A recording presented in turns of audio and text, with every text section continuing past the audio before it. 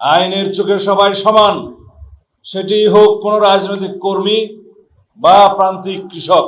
বর্তমান সরকার বিশ্বাস করে পুলিশ কোনো বিশেষ দলের বা গোষ্ঠীর লাঠিয়াল বাহিনী নয়।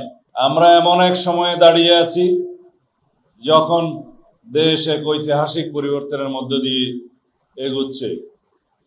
আপনারা এমন এক ব্যাচ যারা এক নতুন রাজনৈতিক ও সামাজিক বাস্তবতায় কর্মজীবনে পদার্পণ করছেন। সুতরাং আপনাদের দায়িত্ব অনেক বেশি। রাষ্ট্রের এই রূপান্তরকালে আপনাদেরকে নিজেদের উপযোগী করে প্রস্তুত করতে হবে। সততা, দক্ষতা ও পেশাদারিত্বের সঙ্গে দায়িত্ব পালন করতে হবে। আপনাদের আচরণ হতে হবে মানবিক ও আইনের প্রতি গভীর শ্রদ্ধাশীল। মনে রাখতে হবে চেইন অফ কমান্ড, শৃঙ্খলা, আনুগত্য ও সমন্বিত নেতৃত্বই একটি বাহিনীর শক্তির মূল ভিত্তি। আপনারা সমাজে ন্যায় বিচার ও আইনের শাসন প্রতিষ্ঠায় এক গুরুত্বপূর্ণ পরিবর্তনের সৈনিক। আইনের প্রতি অবিচল আস্থা ও দেশের নাগরিকদের প্রতি দায়িত্ব ও জবাবদিহিতাই হবে আপনাদের কর্মের মূল ভিত্তি। মনে রাখবেন, আইনের চোখে সবাই সমান, সেটি হোক কোনো রাজনৈতিক কর্মী বা প্রান্তিক কৃষক। যেই হোক, সেবা নিতে এসে কেউ যেন কোনো বৈষম্যের শিকার না হয়, সেই বিষয়ে আপনাদের সচেষ্ট থাকতে হবে। বর্তমান সরকারের প্রধান অগ্রাধিকার হচ্ছে আইন শৃঙ্খলা পরিস্থিতি নিয়ন্ত্রণের মাধ্যমে জনমনে স্বস্তি প্রদান ও শান্তি প্রতিষ্ঠা করা। আইনের শাসন প্রতিষ্ঠায় পুলিশ বাহিনীর ভূমিকা অগ্রগণ্য। বিগত ফ্যাসিবাদী সরকারের আমলে অন্যান্য সকল প্রতিষ্ঠানের ন্যায় পুলিশ বাহিনীও ক্ষতিগ্রস্ত হয়েছে। বর্তমান সরকার বিশ্বাস করে পুলিশ কোনো বিশেষ দলের বা গোষ্ঠীর লাঠিয়াল বাহিনী নয়, বরং পুলিশ হবে জনগণের কৃত্রিম বন্ধু। আমাদের নির্বাচনী ইশতেহারে আমরা দায়িত্বহীনভাবে ঘোষণা করেছি জননিরাপত্তা নিশ্চিত করা এবং পুলিশ বাহিনীকে দলীয় প্রভাবমুক্ত করে একটি আধুনিক, সেবাধর্মী ও মানবিক সংস্থায় রূপান্তর করাই আমাদের মূল লক্ষ্য।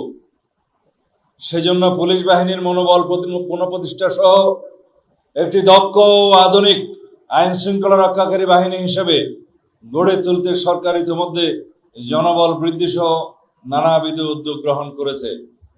এর মধ্যে অন্যতম হল পুরস্কার ও তিরস্কারের নীতি চালু করা। এরই অংশ হিসেবে সাহসিকতা ও প্রশংসনীয় কাজের স্বীকৃতি স্বরূপ পুলিশের সদস্যদের যেমন পুরস্কৃত করা হচ্ছে, একইভাবে শৃঙ্খলা ভঙ্গ ও অপরাধের সঙ্গে জড়িত পুলিশের সদস্যদের বিরুদ্ধে ব্যবস্থা গ্রহণ করা হচ্ছে। প্রিয় কর্মকর্তা বৃন্দ, জনগণের সেবক হন।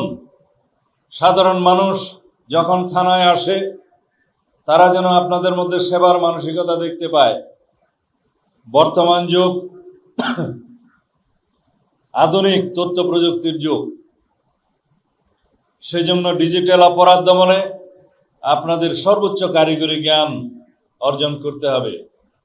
সাইবার নিরাপত্তা থেকে শুরু করে আধুনিক অপরাধ তদন্তে আপনাদের অগ্রণী ভূমিকা পালন করতে হবে। বর্তমান সরকার দুর্নীতির বিরুদ্ধে জিরো টলারেন্স ঘোষণা করেছে। দুর্নীতির করাল গ্রাস যেন আপনাদেরকে স্পর্শ করতে না পারে, সেদিকে সদা সতর্ক থাকবেন। বর্তমান প্রেক্ষাপটে 27তম বিসিএস পুলিশ ব্যাচ প্রথম পর্যায়কে দেশের আইন শৃঙ্খলা রক্ষায় অগ্রণী ভূমিকা পালন করতে হবে। আমি বিশ্বাস করি 27তম বিসিএস পুলিশ ব্যাচের প্রথম পর্যায়ের প্রতিটি সদস্য দেশ ও জাতির প্রত্যাশা পূরণে নিজেদেরকে নিয়োজিত করবে। দীর্ঘ সময় বিভিন্ন পেশায় নিয়োজিত থেকে আপনাদের লব্ধ জ্ঞান, প্রজ্ঞা ও অভিজ্ঞতা বাংলাদেশ পুলিশকে সমৃদ্ধ করবে বলে আমরা বিশ্বাস করি। আজকের এই আনন্দঘন দিনটি অনেক আগেই আপনাদের জীবনে আসার কথা ছিল। দীর্ঘ 18 বছরের প্রতীক্ষা ও সীমাহীন বঞ্চনা কতটা অমানবিক ও পীড়াদায়ক তা সহজেই অনুমান করতে পারি আমরা। আপনারা প্রায় 1.5 যুগ আগে অবৈধ সরকারের প্রতিহিংসার শিকার হয়েছিলেন। আপনারা স্বৈরাচারী ফ্যাসিস্ট সরকারের পতনের পরে ন্যায্য অধিকার ফিরে পাওয়ায় আপনাদের অভিনন্দন। কিন্তু আপনাদের মনে রাখতে হবে, এই বঞ্চনার পরে, এই নিপীড়নের পরে অধিকার ফিরে পাওয়ার কারণে আপনাদের কাছে আমাদের এবং জাতির যে প্রত্যাশা, সেই প্রত্যাশা যেন আপনারা সব সময় মনে রাখেন। 24-এর ছাত্র গণ অভ্যুত্থানের পরের যে গণমানুষের প্রত্যাশা, জাতির প্রত্যাশা, বর্তমান রূপান্তরমূলক এই রাষ্ট্র কাঠামোর মধ্য দিয়ে আমরা যে যাচ্ছি, আমাদের জাতির যে প্রত্যাশা, সেই প্রত্যাশাকে আপনারা পূরণ করবেন, দুর্নীতিমুক্ত থাকবেন, দেশের প্রতি, দেশের মানুষের প্রতি সব সময় আপনারা এমন আচরণ করবেন যাতে মনে করে দেশের মানুষ পুলিশ সত্যিকারভাবেই জনবান্ধব হয়েছে এবং জনগণের বন্ধু হয়েছে।